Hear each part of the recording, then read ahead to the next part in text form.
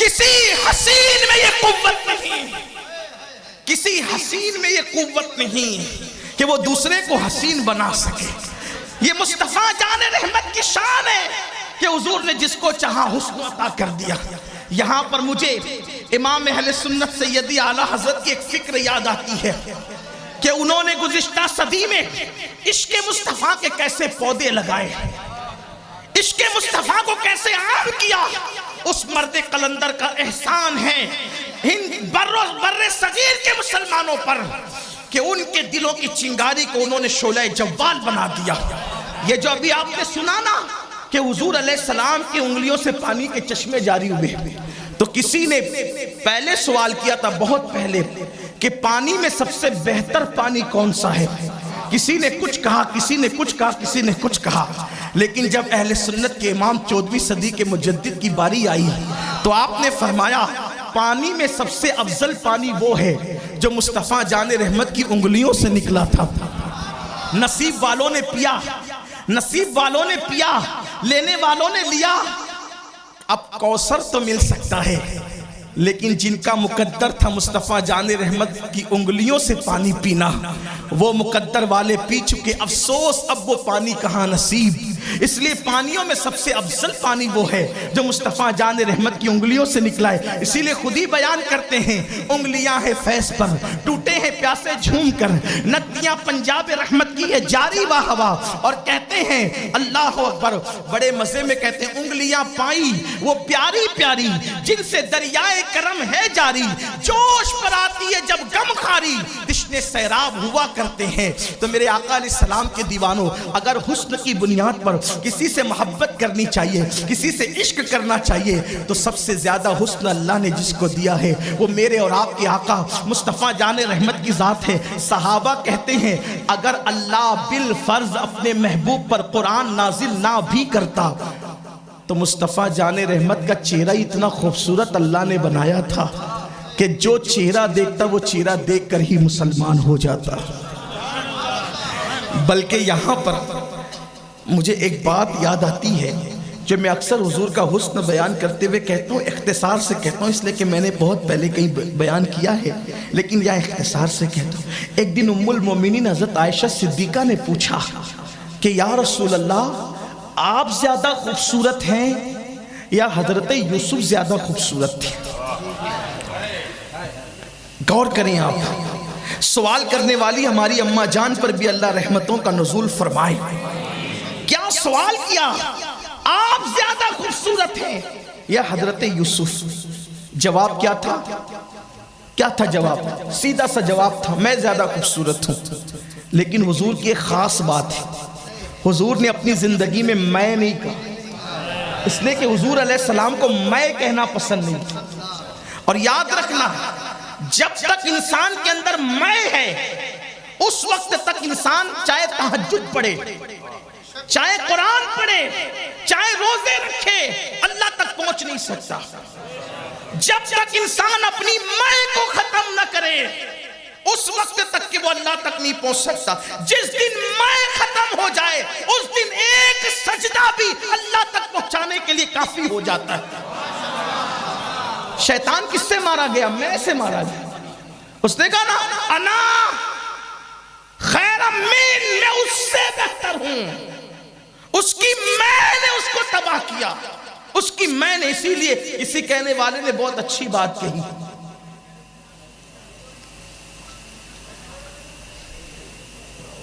بکری کہے میں تو چھری کے نیچے آئے، بکری کہے میں آواز اس کی کیا ہے نا، میں کہتی ہے نا، بکری کہے میں تو چھری کے نیچے آئے، مینا کہے میں نا تو سب کے من کو بھائے۔ مینا کہے میں نا سب کے من کو بھائے، اور بکری کہے میں تو چھری کے نیچے آئے۔ یہ میں ختم ہو۔ آج انسان سوچتا ہے میں بہتر ہوں، میں بہتر ہوں۔ یہ میں کی کیا جھگڑا ہو رہا ہے؟ میں کچھ نہیں۔ حضور علیہ الصلوۃ والتسلیم سے آپ زیادہ خوبصورت ہیں یا حضرت یوسف؟ جواب سنیں، جواب بھی دیا اور میں سے بھی بچے۔ آقا نے ارشاد فرمایا عائشہ میرے حسن میں نمک ہے. جواب دیکھیں, میرے حسن میں نمک ہے. توجہ آپ کی, میرے حسن میں نمک ہے. نمک کا مطلب کیا؟ اب اس کے دو چیزیں بیان کی جاتی ہیں, تشریح دو ہے اس کی. ایک تشریح تو یہ ہے, ایک تشریح تو اس کی یہ ہے, مثال کے طور پہ آپ نے ہم لوگوں کو کبھی دعوت دی, علماء کو دی, مشائخ کو دی, سادات کو دی, پروفیسرز, انجینئرز, ڈاکٹرز, آپ نے بڑے بڑے عزت دار لوگوں کو بلایا اور دل میں خیال کیا آج میں نے کھانا ایسا بنانا ہے کہ ایسا کھانا ان لوگوں نے کبھی نہ کھایا ہو. تیل کی جگہ آپ نے دیسی گھی ڈالا, مسالے آپ نے گجرات کی بجائے ممبئی سے منگائے, سعودی سے منگائے, جہاں سے دل چاہ وہاں سے منگائے. باورچی آپ نے ایک کی بجائے 101 بلا لیے کہ سب کے مشورے سے قیمتی کھانا بننا ہے, اور اتنا لذیذ کہ کبھی کسی نے نہیں کھایا. اور واقعی کھانا بنا بھی ایسا کہ کھانا پک رہا تھا تو کئی محلے اس کی خوشبو سے معطر تھے, لیکن جیسے ہی کھانا رکھا گیا لاکھوں کے مسالے, لاکھوں کی چیزیں, لاکھوں کے آئٹم سب ڈال دیے گئے, لیکن کسی باورچی نے کہا یہ نمک کی اوقات کیا ہے, بڑا سستا ملتا ہے, سارے مسالوں میں سارے جو چیزیں جتنی ڈالی جاتی کھانے میں سب سے سستا نمک ہے, ہم نے نمک نہیں ڈالنا باقی سب ڈالنا. بولیں سب لذیذ سے لذیذ مسالے ڈالے, جب کوئی منہ میں لقمہ ڈالے گا تو کنکیوں سے اشارہ کرے گا کھانا بڑا اچھا ہے لیکن مزہ نہیں آتا. کیوں؟ اس لیے کہ جب تک کھانے میں نمک نہ ملے کھانا لذیذ نہیں ہو سکتا. جب تک کھانے میں نمک نہ ملے اس وقت تک کھانا لذیذ نہیں ہو سکتا. بلا تمثیل حضور فرما رہے عائشہ تم حسن یوسف کے بارے میں پوچھ رہی ہو, میرے حسن میں نمک ہے. نمک جیسے نمک ملائے بغیر کسی کو کھانے میں لذت نہیں آ سکتی, ویسے میرا حسن ملائے بغیر کوئی حسن والا بن نہیں سکتا. اللہ نے جس کو بھی حسن دیا ہے میرے حسن کی خیرات عطا کی ہے. اگر یہ پھول کے اندر جو ہے وہ خوشبو ہے, یہ پھول کے اندر حسن ہے, یہ پھول میں جمال ہے, تو اس کو میرے نور کی خیرات دی گئی ہے. اسی لیے تو امام کہتے ہیں انہی کی بو مایہ سمن ہے, انہی کا جلوہ چمن چمن ہے, انہی سے گلشن مہک رہے ہیں, انہی کی رنگت گلاب میں ہے. یہ جو چاند چمک رہا ہے حضور کے حسن کی خیرات, یہ انبیاء کرام چمک رہے ہیں حضور کے حسن کی خیرات. جس کو بھی حسن ملا ہے مصطفیٰ جان رحمت کے حسن کے صدقے میں ملا ہے. اور دوسری بات نمک کی خاصیت ہے, 50 کلو شکر ڈالیں آپ کھیر کے اندر اور 1 کلو نمک ڈالیں, نمک جہاں رہے گا بتائے گا کہ میں ہوں. نمک جہاں رہے گا بتائے گا میں ہوں, یعنی وہ سب پہ غالب رہتا ہے, جہاں رہتا ہے سب پہ غالب رہتا ہے. قربان جائیں حضور فرماتے ہیں میرے حسن میں نمک ہے, یعنی جیسے نمک ہر کھانے پر غالب رہتا ہے ویسے میرا حسن سب کے حسن پر غالب آ گیا ہے. اسی لیے کہ آسماں گر تیرے تلووں کا نظارہ کرتا, آسماں گر تیرے تلووں کا نظارہ کرتا, روز ایک چاند تصدق میں اتارا کرتا, چھپ گیا چاند نہ آئی تیرے دیدار کتاب, سامنے گر کبھی ہوتا بھی تو سجدہ کرتا. حسن مصطفیٰ پر کیا کیا بیان کریں, لیکن اگر اخلاق کی بنیاد پر کسی سے عشق کیا جائے, کوئی ایسا اخلاق والا تو لاؤ. ایک بار میرے آقا تشریف لے جا رہے ہیں, نہیں پیش کر سکتا کوئی, تاریخ میں کوئی نہیں پیش کر سکتا یہ اخلاق. اللہ کے رسول علیہ السلام تشریف لے جا رہے ہیں, صحابہ کرام کی جماعت حضور کے ساتھ ہے, بڑا لشکر ہے, لشکر جہاد کے لیے جا رہا ہے, جنگ کے لیے جا رہا ہے. دیکھا کہ ایک کتیا اپنے بچوں کو لیٹ کر دودھ پلا رہی ہے. عام طور پہ کتیا جب بچوں کو دودھ پلاتی ہے تو کبھی غور کرنا وہ پورا پھیل جاتی ہے زمین پر, کیونکہ اس کے کئی ایک بچے ہوتے ہیں, پھیلے بغیر وہ بچوں کو دودھ نہیں پلا سکتی کیونکہ اس کے بچے 3 4 5 6 اس طرح ہوتے ہیں. تو کتیا زمین پر لیٹ کر اپنے بچوں کو دودھ پلا رہی ہے. میرے آقا علیہ السلام نے کتیا کو دودھ پلاتے دیکھا. صحابہ سے فرمایا راستہ بدل دو، اس لیے کہ اس راستے سے گزرو گے تو تمہارے پیروں کی دھمک کی وجہ سے یہ کتیا اٹھ کر کے بھاگ جائے گی، بچوں کے منہ سے دودھ چھوٹ جائے گا. اس لیے ہمیں راستہ بدلنا تو گوارا ہے، لیکن کتیا کے بچوں کے منہ سے ان کا دودھ چھڑوانا ہمیں گوارا نہیں ہے. اور پھر صحابہ کو وہاں کھڑا کر دیا گیا یہ کہتے ہوئے کہ اللہ کے رسول کا حکم ہے یہ کتیا ڈر کر بھاگ نہ جائے، اس لیے تم راستہ بدل کر کے جاؤ تاکہ کتیا کے بچے وہاں اطمینان سے دودھ پی سکیں. میں چیلنج کرتا ہوں پوری دنیا کے انسانوں کو، کوئی ایسا اخلاق والا لا کر تو بتاؤ جو کتوں کے بچوں تک کا خیال کرتا ہو، جو اپنے ہزاروں صحابہ کا راستہ تبدیل کروا دے لیکن کتے کو اٹھنے نہ دے، بلکہ کتیا کے بچوں کے منہ سے دودھ چھوٹنے نہ دے. کوئی ہے ایسا اخلاق والا؟ اگر اخلاق کی بنیاد پر کسی سے پیار کیا جا سکتا ہے تو ہمارے آقا کے سوا اور کون ہو سکتا ہے؟ اور سنو، اگر علم کی بنیاد پر کسی سے پیار کرنا یا عشق کرنے کا آپ ضابطہ بناتے ہیں تو مجھے بتاؤ، اللہ اکبر، جو ڈائریکٹ اللہ کا شاگرد ہو علم کے معاملے میں، جس کے بارے میں قرآن کہتا ہے الرحمن علم القرآن، رحمان نے قرآن سکھایا، انسانیت کی جان محمد عربی صلی اللہ علیہ وآلہ وسلم کو، حتیٰ کہ یہاں تک فرمایا وَعَلَّمَكَ مَا لَمْ تَكُنْ تَعْلَمْ وَكَانَ فَضْلُ اللَّهِ عَلَيْكَ عَظِيمًا. اے محبوب، آپ جو کچھ نہیں جانتے تھے وہ سب کچھ ہم نے آپ کو سکھا دیا. کتنا سکھایا، کتنا سکھایا؟ ایک شخص نے اٹھ کر کے پوچھا کہ یا رسول اللہ میں کس کا بیٹا ہوں؟ واللہ یہ بھی چیلنج ہے. بڑے سے بڑا مفتی، بڑے سے بڑا فقی، بڑے سے بڑا محدث کسی کے بارے میں نہیں بتا سکتا کہ کون کس کا بیٹا ہے، لیکن یہ میرے نبی سے پوچھا گیا میں کس کا بیٹا ہوں. حضور نے ان کے باپ کا نام بتایا، اور جس کو باپ کہتے تھے انہی کا نام بتایا. تو وہ اپنی ماں سے جا کر کہنے لگے امی آج میں نے پوچھا حضور سے کہ میں بیٹا کس کا ہوں، تو حضور نے نام بتایا. سرکار کی علیہ السلام کی یہ بات سننے کے بعد ان کی ماں نے کہا تیری ناک خاک آلود ہو، وہ تو اللہ کا شکر ہے کہ میں پاک دامن تھی، آج رسوا ہونے سے بچ گئی. اس لیے کہ عرب کی عورتوں کا حال تو بڑا عجیب تھا، اگر میں نے کسی سے منہ کالا ہوا کیا ہوتا تو آج تو مجھے رسوا ہی کر دیتا. آپ اندازہ فرمائے میرے آقا صلی اللہ علیہ وسلم. اور ایک مرتبہ ایک کے بارے میں کہہ دیا کہ یہ جس کو باپ کہتا اس کا بیٹا نہیں ہے، کہہ دیا ایک مرتبہ ایک کے بارے میں.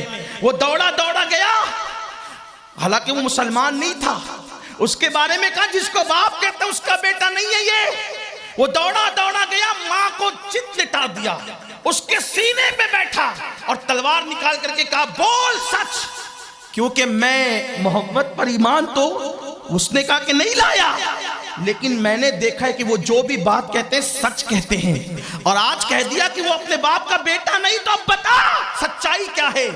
اس کی ماں نے کہا کم بخت، اگر اپنے باپ کا ہوتا تو ماں کے ساتھ یہ سلوک کیوں کرتا؟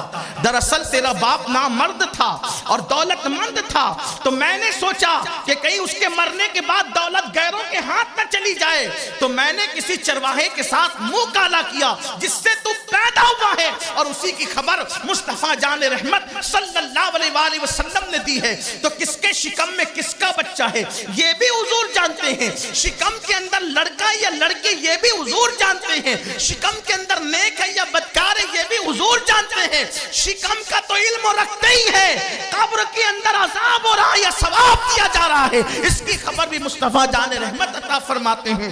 اللہ اکبر. تو علم کی بنیاد پر اگر کسی سے عشق کیا جائے، ان سے بڑا عالم کون، ان سے بڑا خلق عظیم والا کون، ان سے بڑا حسن والا کون. اور اگر بات اقتدار کی ہے، اقتدار کی، کوئی ایک گھر کا حاکم، کوئی ایک شہر کا حاکم، کوئی ایک ملک کا حاکم، مصطفیٰ جان رحمت فرماتے ہیں میرے 2 وزیر ہیں زمین پر اور میرے 2 وزیر آسمانوں پر.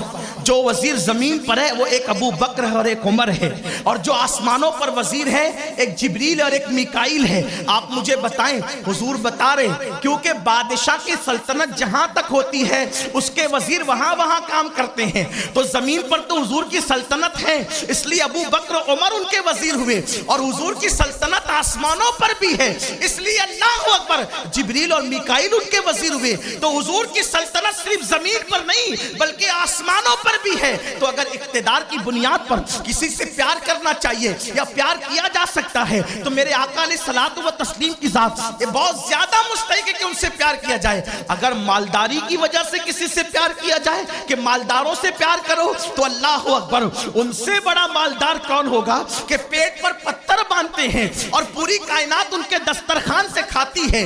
आसमा खान, जमी खान, जमाना मेहमान, साहिबे खाना, लक़ब किसका है? तेरा तेरा।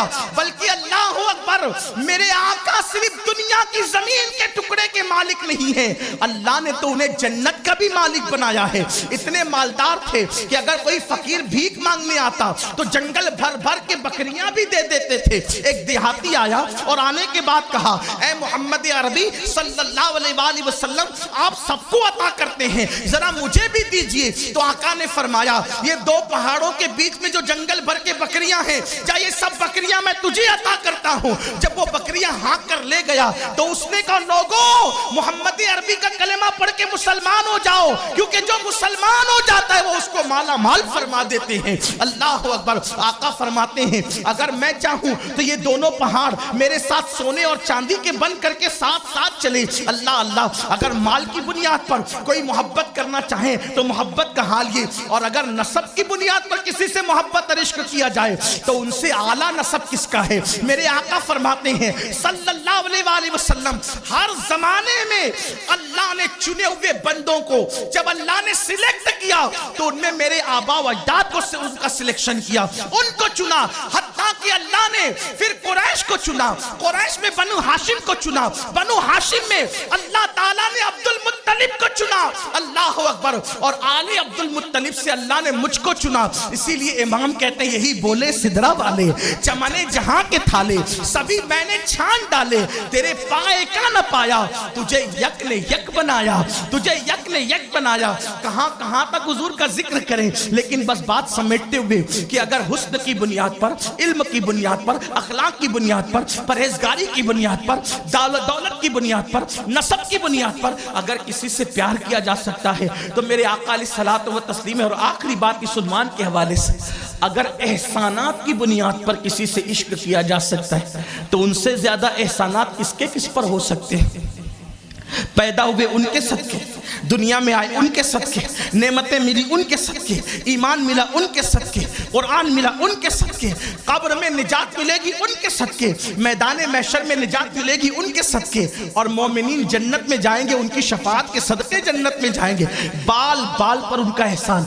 एक माँ अपने बच्चे पर जितना एहसान नहीं कर सकती उससे ज्यादा एहसानात मुस्तफ़ा जान रहमत के हैं। माँ औलाद से कितना ही प्यार कर ले, लेकिन माँ पूरी पूरी रात औलाद के लिए कभी दुआ नहीं करती, मगर कुर्बान जाएं। उम्मुल मोमिनीन हज़रत आयशा सिद्दीक़ा फरमाती है कि हुजूर अलैहिस्सलाम अपनी उम्मत के लिए पूरी पूरी रात दुआ किया करते थे, हत्ता के पैरों पे वर्म आ जाते, मुझे ऐसा लगता कि कहीं पैर फट के खून न निकलने लगे। तो मैं कहती, या रसूल अल्लाह, बस भी कीजिए, आपका रब आपकी उम्मत को बख्श देगा। तो आका फरमाते, आयशा, क्या मैं अपने अल्लाह का शुक्रगुजार बंदा न बनूं?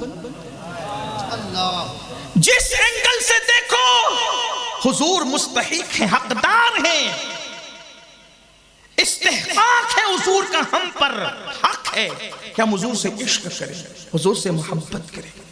लेकिन कितना अफसोस है ना, आज हम हुजूर अलैहिस्सलाम की इश्क की बात तो करते हैं, लेकिन हमने कभी हीरों से इश्क किया, कभी गानों से इश्क किया, कभी गुनाहों से इश्क किया। जब हम देखते तोलते हैं अपने आप को तोलते हैं। इश्क का दावा हुजूर अलैहिस्सलातु व तस्लीम से, मोहब्बत का दावा हुजूर अलैहिस्सलातु व तस्लीम से। और वाकई अगर किसी का इश्क दिल में नजर आता है, मोहब्बत नजर आती है, तो फिर वहां हमें गुनाह नजर आता है, गुनाहों का इश्क, जुनून है गुनाह का। ورنہ دیکھ لیں آپ 250 کروڑ یا 200 کروڑ مسلمان ہیں پوری دنیا میں. لوگ گنتی کرتے ہیں اس لیے وہ 150 کروڑ کہتے ہیں، ورنہ حقائق یہ ہے کہ 250 سے 200 کروڑ مسلمان ہیں، یعنی 2 ارب مسلمان ہیں دنیا کے اندر کلمہ پڑھنے والے. لیکن ان 200 کروڑ مسلمانوں میں نمازی مسلمان کتنے ہیں؟ نمازی کتنے اور بے نمازی کتنے ہیں؟ اندازہ کر لیں. تو آپ جب سروے کریں گے تو 95% لوگ بے نمازی ہوں گے. کیوں؟ عشق کا دعویٰ تو 200 کروڑ مسلمانوں کے. کوئی مسلمان نہیں کہتا کہ میں عاشق رسول نہیں. ہر مسلمان کہتا ہے میں عاشق رسول ہوں. لیکن جب عاشق رسول ہو تو کیا یہ پتا نہیں ہے کہ میرے آقا نے فرمایا جعلت قرۃ عینی فی الصلاۃ، نماز میں میری آنکھوں کی ٹھنڈک ہے. عاشق تو محبوب کی آنکھوں کو ٹھنڈک پہنچاتا ہے.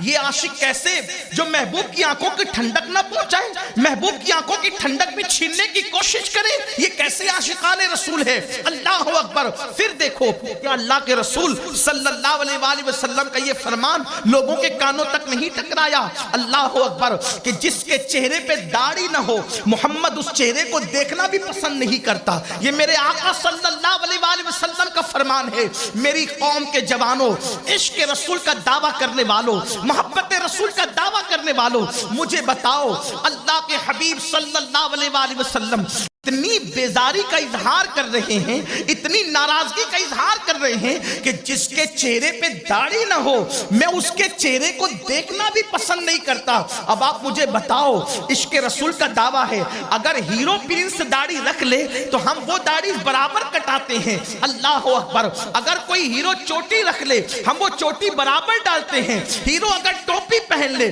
ہم وہ ٹوپیاں برابر پہنتے ہیں. ہیرو اگر کسی فلم میں کرتا پاجامہ پہن لے تو میرے نوجوان کرتا پاجامہ ہیرو کو دیکھ کر کے سلا سکتے ہیں، مصطفیٰ جان رحمت کی سنت کو دیکھ کر نہیں سلا سکتے.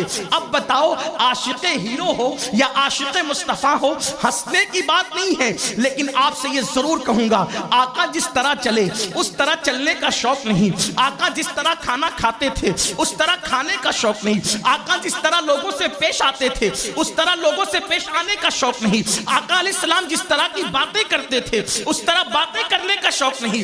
ڈائلاگ ہیرو کے، چلنے کا انداز ہیرو کا. کافر یہودی منافقین اور مشرکین کے طریقے پہ چل رہے ہو اور عشق مصطفیٰ کا دعویٰ ہے. مجھے بتاؤ جس کی نگاہ سے خدا کی ذات نہ چھپی اس کی نگاہ سے اپنا کردار اور کیریکٹر کیسے چھپ سکتا ہے؟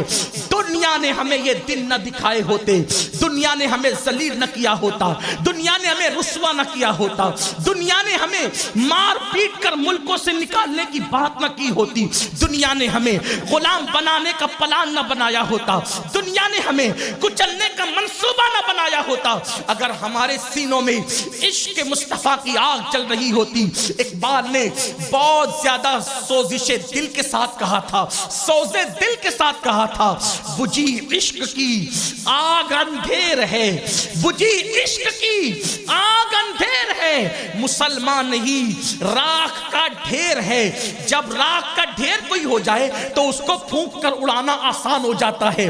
مسلمانوں کو پھونکوں سے نہیں اڑایا جا سکتا، پھونکوں سے یہ چراغ بجھایا نہ جائے گا. ایک بلال غلام تھے، غلام، لیکن عشق مصطفیٰ کا چراغ سینے میں جل رہا تھا. پورا مکہ ہار گیا، بلال کا عشق رسول جیت گیا.